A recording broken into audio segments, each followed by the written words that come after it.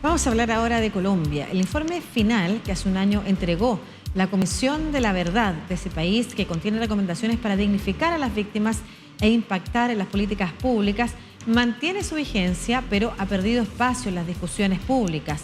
Poco se ha cumplido, lamentan quienes redactaron el informe. Un documento que se presentó después de que la Comisión de la Verdad trabajase con el gobierno de Iván Duque, que para algunos no creían en el acuerdo de paz con la FARC, y justo tras la victoria de Gustavo Petro, que prometió seguir sus recomendaciones.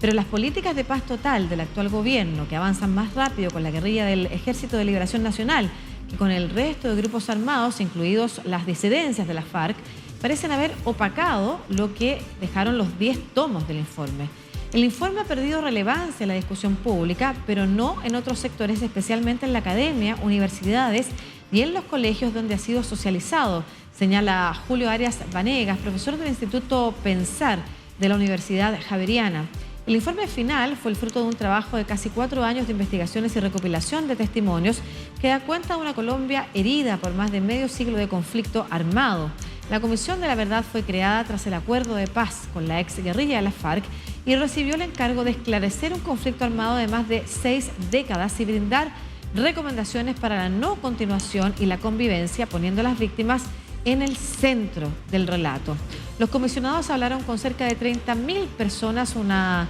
labor que comenzó el 29 de noviembre del 2018 y concluyó en 10 capítulos que plasmaron el horror del conflicto armado. 3 de ellos, el de exilio, el étnico y el de género, son pioneros en el mundo. Vamos a conversar a propósito de este tema con la magíster en Ética Social y Desarrollo Humano de Colombia, migrante, residente en Chile hace 15 años, voluntaria de la Organización de Refugiados Colombianos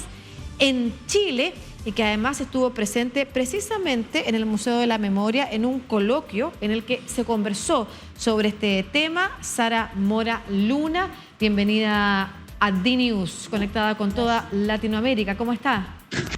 Buenos días, Lucía. Muchas gracias. Bien. Muchas gracias. Primero, ¿cuál es su diagnóstico también respecto del estatus que hoy tiene el informe? Bueno, pienso que todo lo que acabo de reseñar es real, pero creo que también hay un compromiso importante de la sociedad civil y de todas las organizaciones de víctimas y de las organizaciones que trabajan con las víctimas que siguen a nivel nacional y a nivel internacional, movilizándose, haciendo pedagogía sobre este informe y también trabajando mucho en toda la socialización, pero especialmente en la toma de conciencia de la importancia y la relevancia que tiene seguir trabajando en el informe, seguir conociéndolo, estudiándolo y especialmente seguir haciendo un trabajo importante de incidencia social y política, no solo con el gobierno colombiano, sino también con los gobiernos que reciben a personas migrantes, a personas solicitantes de refugio.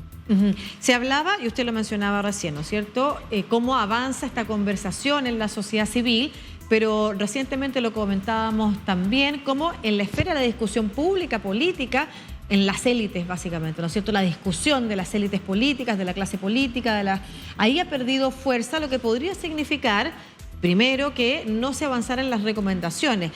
Quiero preguntarle sobre si usted está de acuerdo con ese diagnóstico y por qué cree, si es así, que eso se produce. Sí, yo creo que el diagnóstico es real. Es real que al haber un cambio de gobierno, al pasar de un gobierno de derecha que no creía en los acuerdos de paz, que no creía y que no avaló este informe, porque en ningún momento el gobierno del presidente Duque avaló el informe de la Comisión de la Verdad. De hecho, no participó en la entrega, se realizó una entrega como más privada en el Palacio de Gobierno. Luego llega el gobierno del presidente Petro, quien se compromete públicamente con seguir las recomendaciones y de hecho, como bien sabemos, lo incluyeron en el artículo 7 en el Plan Nacional de Desarrollo, el cual fue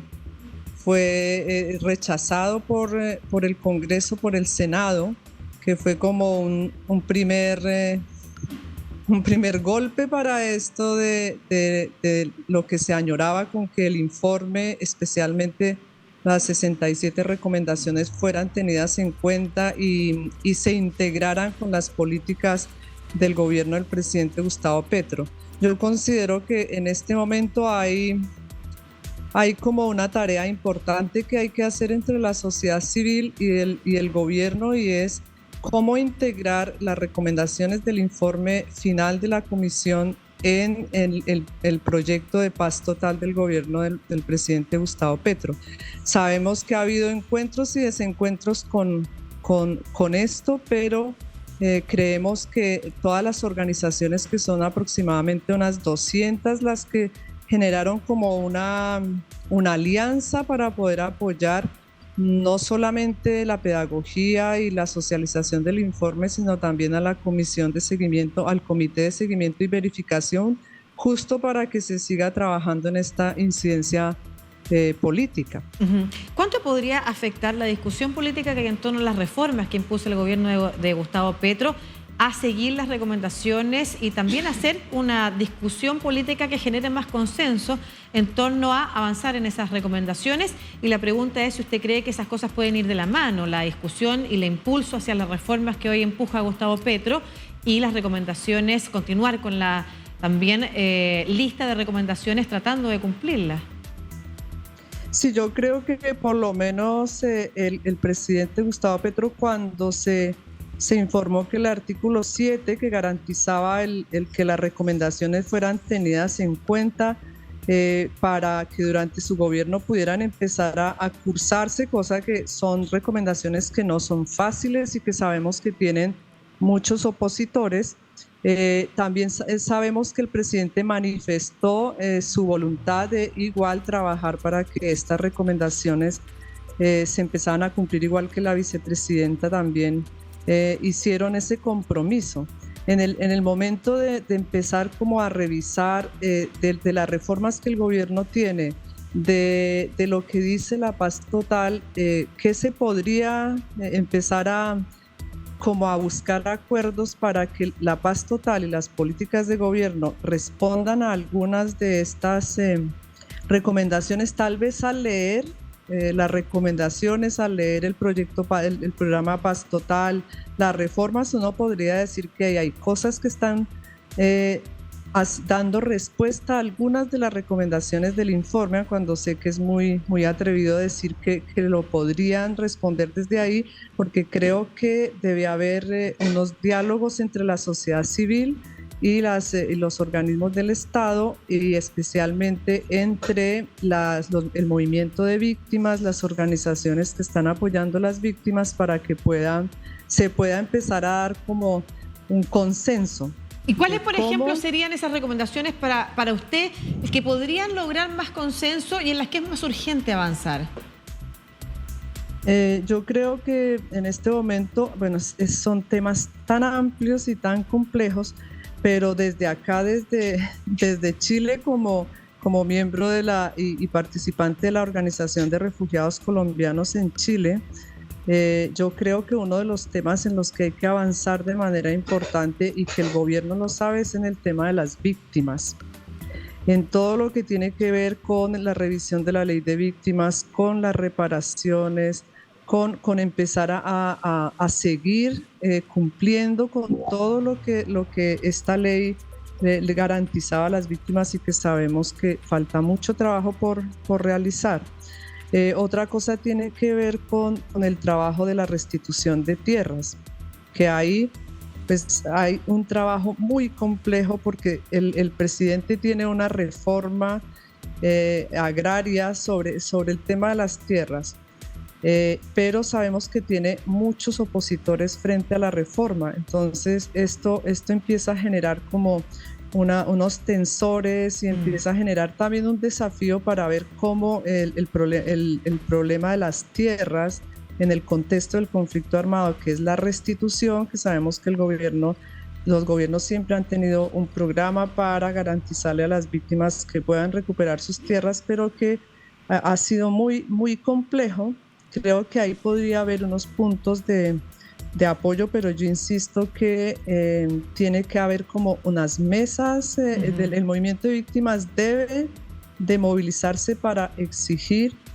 que las recomendaciones del informe y que el gobierno busque acuerdos y consensos de cómo hacer que a través de lo que el gobierno está planteando ahora puedan alcanzar algunas de esas recomendaciones, que también tenemos que ser realistas, que en un periodo de 4 años de gobierno no sabemos que no se puede va a cubrir. alcanzar todas esas recomendaciones. Claro, solo un mensaje final, Sara, para toda la clase política colombiana, y aquí me refiero a todas las posiciones políticas que quizás usted podría entregar en torno a por qué es importante seguir avanzando y alcanzar un consenso para lograr desarrollar algunas de esas recomendaciones. A ver, algo importante que se dijo cuando se entregó el informe es que las víctimas no estamos dispuestas a resignarnos a una paz pequeña, decía el padre Francisco de Rúa, el presidente de la Comisión de la Verdad. No nos podemos conformar con una paz pequeña, tenemos que apostarle a una paz grande. Otra cosa, que no nos podemos conformar con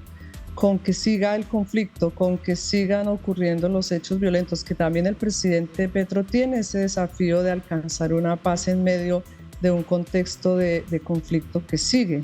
Y nosotros consideramos que el informe sigue siendo un documento iluminador para poder caminar hacia esa paz grande y, si se quiere decir, hacia esa paz total por la que apuesta el gobierno. Muchas gracias. Entonces, yo pienso que el informe no ha perdido vigencia, sino que en medio de lo que significa la complejidad de la realidad colombiana, pareciera que perdió vigencia, pero sé que sigue siendo una puerta de esperanza y un aporte para la construcción de la paz en Colombia, que es lo que todos anhelamos. Sí, además justo acabamos de entregar una información respecto de el informe entregado por el Instituto para la Economía y la Paz, que muestra cómo Colombia es uno de los países más violentos de la región, y por supuesto que eso causa una herida que, si no se repara, probablemente solo siga creciendo. Muchas gracias, Sara Mora, de la Organización de Refugiados Colombianos en Chile, por esta conversación a un año de la entrega del informe. Por la verdad, gracias, que esté muy bien. Gracias a ustedes por la invitación. Felicidades, gracias. A usted.